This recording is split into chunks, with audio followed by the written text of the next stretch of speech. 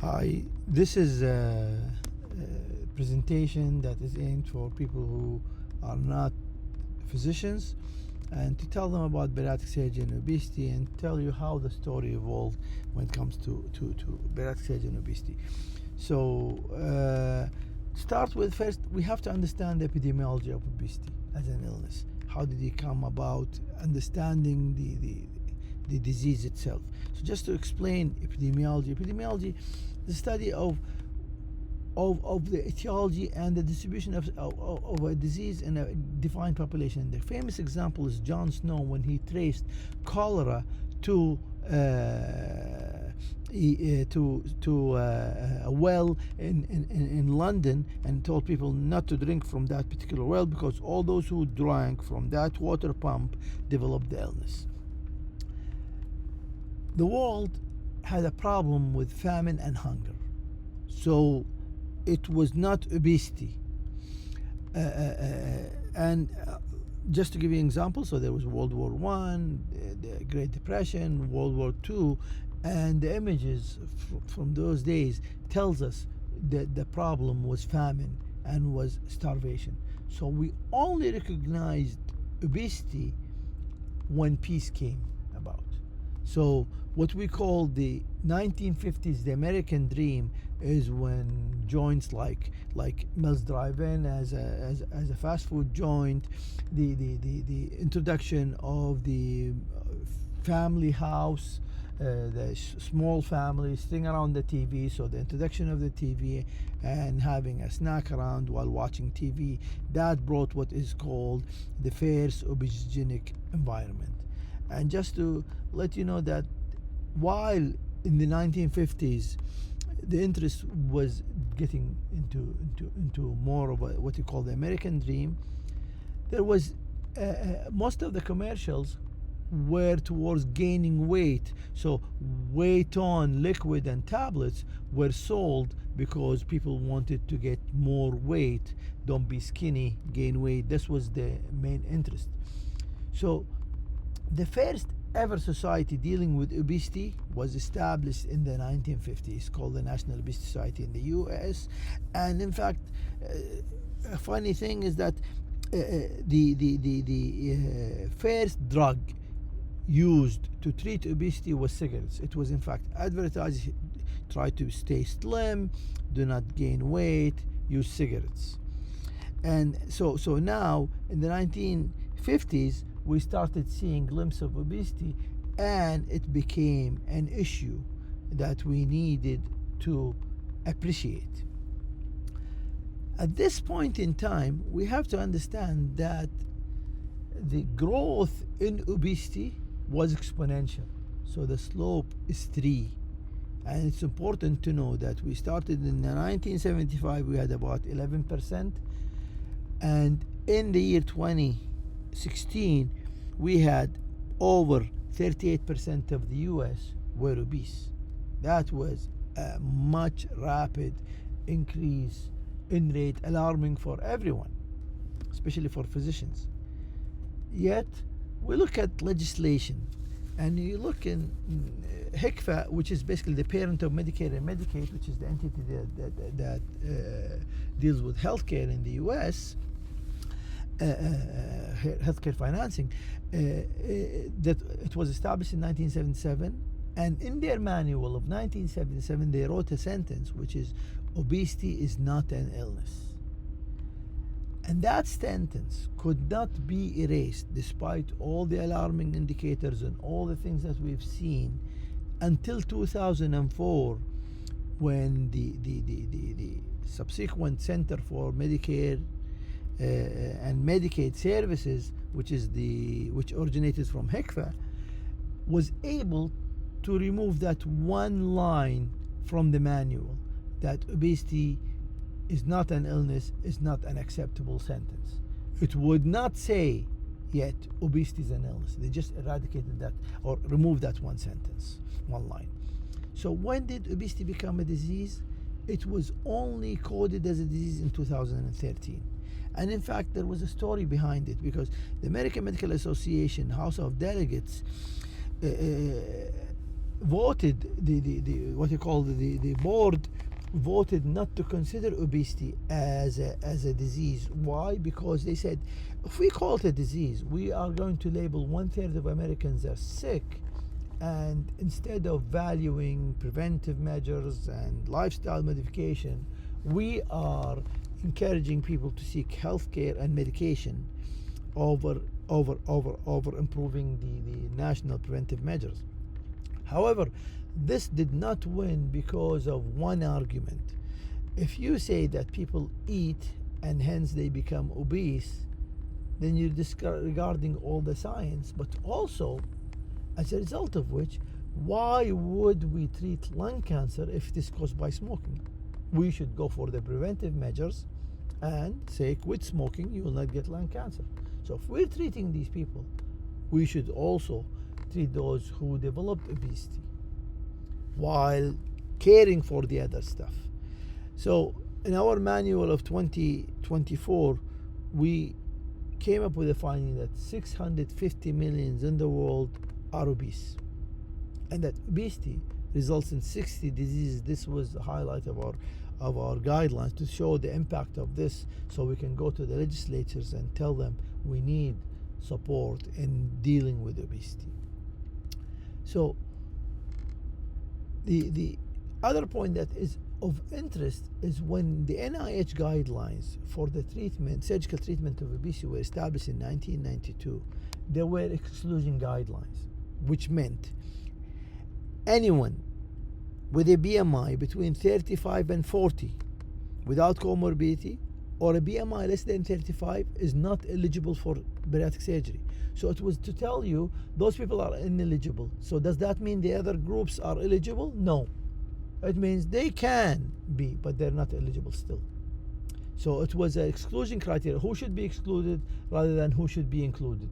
And we had to suffer as a result of these exclusion criteria, because anybody who comes in with diabetes, and we know it's caused by obesity, could not be treated until we modify those NIH guidelines. If you look at the graph and the bar chart, you'll find out that though it was not considered an illness, and though the NIH guidelines were started at that point in time, there was a lag in adopting it to increase the volume of bariatric surgery. In fact, only towards the year 2000 we started seeing an upsurge in bariatric surgery, and the reason was because the technology was lagging behind. Just like AI is in its infancy, laparoscopic surgery was in its infancy. So people did not want open surgery because that was the only thing available. So as procedures were introduced, because there was a new technology called laparoscopy, keyhole surgery, so people started thinking, so what can we use it for? And that's how bariatric surgery evolved. People said, well, if we can traverse this thick abdominal wall with keyhole and work inside, then we save those patients from the harmful effects of open surgery and the wounds, etc. Yet even with that, only when we discovered procedures that are likable by the community, we could increase the volume of bariatric surgery. So Gagne discovered the sleeve in 1999. That was the reason for the upsurge in bariatric surgery. Now looking at legislation in Saudi, in fact, only in 2018 we were able to influence the legislator to allow insurance to cover bariatric surgery, and they only covered sleeve. And in fact, we had to go an uphill battle of 4 years of struggle and fights until we were able to introduce all other procedures, because some patients could not have a sleeve done. So that was also an issue for us. Now, if we look at utilization and the impact of legislation on managing obesity, here is the US population is only 4% of the world, yet the US does 40% of the bariatric surgery in the world. Why? Because of the improved utilization of services. So if you're in the US, your chance of getting bariatric surgery is 9 times that if you're in the rest of the world. So what about Saudi? I forgot to put this graph, or it's not showing, but I'll tell you that Saudi is on par with the US thanks to what we did in the 2024 policy. And as you can see over here, it shows you that we are on par or almost better than the US in utilization. Now, having said that there is improved utilization, let's look at the utilization. While 30% of the world population is ideal, this is talking about the whole population, world population. And if we look at bariatric surgery, it only touches 0.1%. So only 0.1% of those who are obese. We're saying 650 million are obese, and we're doing only 0.1% of these. So we knew that bariatric surgery is not really the only answer or the answer. And hence, just to give you an example, when medications were introduced towards probably the end of 23, in one quarter, patients who received treatment for obesity, which is called obesity medications, were 2 million, and the entire world population who has undergone bariatric surgery since it started were only 2 million. This is to give you an example.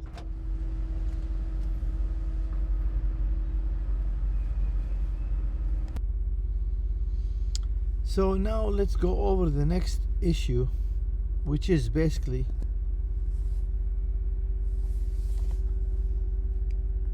so part of our study of epidemiology. Let's look at the differential distribution within the world as part of the epidemiology. If you look at the dark blue, represents the areas where the prevalence of obesity is highest, and you can see it's the Arab world, it's US, it is Australia, for example, South Africa, so parts of Europe. And if you look at where it is the least prevalent, it is Southeast Asia and it is Central Africa. That does not correspond to illnesses. This is something else. This is just the prevalence of obesity. And if you look at the highest rate, it's in American Samoa, or the islands I'm writing on the right, the Nauru Island, the Palau, Marshall Islands, Micronesia, etc. So these islands had 2/3 of their population obese. The highest we said is 35 to 38%, like the US and Saudi, etc. But those were having 70%. So why is that? That brought us to the issue of genetics. So the global population average, or the world population prevalence, is 20%. Some are higher, some are lower. But let's look at the American Samoa, for example. If you look at them, if you look at their ancestry, this is a photo of the people of American Samoa surrounding their queen in the 1900s, and you can see they're all chubby, or more or less we call them overweight. But then when you look at their descendants in the year 2000, they're all morbidly obese. So what happens? So they have the genetic predisposition, which is what you call the thrifty gene variant. Cerebref alters their fat metabolism and storage, called the Samoan metabolic syndrome. So they have this problem with fat metabolism. But then you introduce the American diet to them when the Americans conquered them. So there was a shift from growing their own food to buying processed and ready-made foods such as chips and snacks and hamburgers, etc., instead of growing their own food. That resulted in this rapid change to 70%. So they cannot handle the Western diet. They could not. And this is what happened in Saudi. We used to eat vegetables. We buy them and use them to cook, and dates was our only probably form of fruit. And then we shifted to cakes and fast food, and that resulted in the rapid acceleration rates of obesity. So introducing the Western diet was a reason why we have grown the rate of obesity. So this is what is called the obesogenic environment on those who are predisposed. Then also there was a shift to a sedentary life, and that was evident post-COVID as well. But initially we moved from playing in the street to playing computer games, and we moved from shopping going to the malls and shopping, or going to the street shops and shopping, to shopping from our bed. And hence, this explains the obesogenic environment. So modernization is associated with an obesogenic environment. Now we have to discuss that obesity does not correlate with illnesses. So let's see how can we explain that. So we said American Samoa, 75% of them are obese. If you look at the US and Saudi, we're almost equal in obesity prevalence. So we're almost in the mid 30s, 35%, 34%. But if you look at our diabetes prevalence, the prevalence of diabetes in Saudi is 14% as opposed to 9% in the US. So we don't handle obesity the same way as the US. Now go down to China and India. China, only 3% are obese.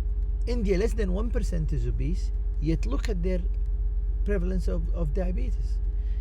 In China, it is about 12.4%. And in India, it's 7%. So they can't handle obesity the same way as the others. So the BMI as a number is a problem. And hence, you always see whenever we talk about people in China and India, we drop the BMI threshold by 2.5 percentage points. So if we say you're considered class 1 obesity if you're a BMI 30 and a Caucasian, but for an Asian, a Chinese, or an Indian, we consider 27.5 equivalent to a 30% of in a Caucasian. That was an arbitrary number that we threw, not based on illnesses, but this is an example, just to give you an example. So to show you the impact of obesity or of BMI on illnesses, yes, BMI correlates with illnesses. So if you look at the graph on the left, if you're a normal BMI, which is below 25, the chance of you being healthy is 70%. So 30% are unhealthy. Why would they be unhealthy if they're still within the ideal weight? It is because maybe they're different race. For example, they're South Asians, they're Hispanic, they're African Americans. That contributes to the illness. And it is showing on the right side curve. You can see the whites, only 21% are sick when they're in the right in the ideal weight, while South Asians, 44% are unhealthy. This gives you an example. And that brought what we call the equivalency in BMI. So a BMI in the extreme right, you can see Caucasian, a BMI of 25 is equivalent to a South Asian BMI of 19.6, equivalent to a BMI in a Chinese of 20, in a Hispanic of 21.5, and 22 in an African American. Thank you.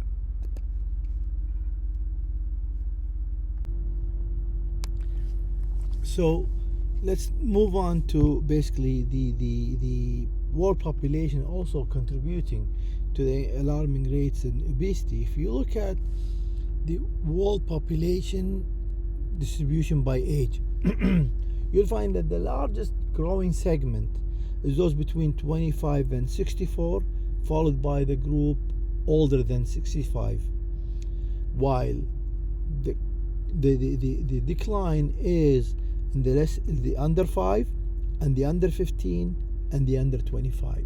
So these three are growing at a much less rate, so their contribution to the world population is reducing.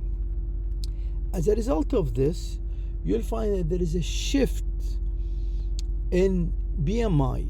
So the mean BMI in 1990 was 25.4 of the US. We're talking about the US now. In 2003, the mean BMI moved to 27.7, and in fact it is expected that it is now 29. The BMI is now 29 in the US in this decade. That is alarming. So the entire world is becoming more obese, and I'm not sure where is Saudi. Those are numbers that would be very interesting to know about them, because I've seen numbers all over the place, so I cannot trust the numbers when it comes to World Obesity Federation has issued, but they're not really numbers that I can trust. But what I know, and is alarming for the rest of the world and for Saudi as well applies, that while the growth in the world population is 2% adjusted growth, the adult population is growing at 2.5%, so there is a 0.5% that is lost from the younger generation. And the obesity is increasing by 19% in the adults. This is the average growth, so that's a lot. But even when we say it's 19%, which segment or which gender is having the maximum increase? And that is males. So males are growing at a 24% rate as opposed to female at 16%. So we're expecting that we will have almost an equivalency between men and women if we maintain this rate in terms of obesity. And we know for a fact that a male at a BMI of 30 as opposed to a female at a BMI 30, he has more chances of developing illnesses because the females have the protection of the estrogenic hormones that tend to distribute fat much better than its distribution in men, and we'll go over this in a future slide. Another issue that we need to understand is that if you're in the higher percentile, your chance of gaining weight and increase in weight is much higher than those in the lower percentile. So if you're in the 10th percentile, your chance as a male of increase is 16%, while if you're in the 90th percentile, your chance of increase is 37%. So we expect by the year 2020 that 53.8 is the BMI for patients who are in the 10th in the top 10 percentile, while those in the 10th percentile, so they are those who we expect them to be on the thinner side, on the lower BMI, even within the ideal to be lower, they're going to be at a BMI 24.4. This is the effect of the obesogenic environment. So now let's talk about kids. So they're declining, so there is reduced fertility, but we are underdiagnosing them with obesity. So even those numbers that we say about their obesity are inaccurate, which means less than 5% of obese children are diagnosed, and less than 2% of overweight children were diagnosed at Oxner, which is a very important center in the US, Oxner Health, Oxner Clinical Foundation in California.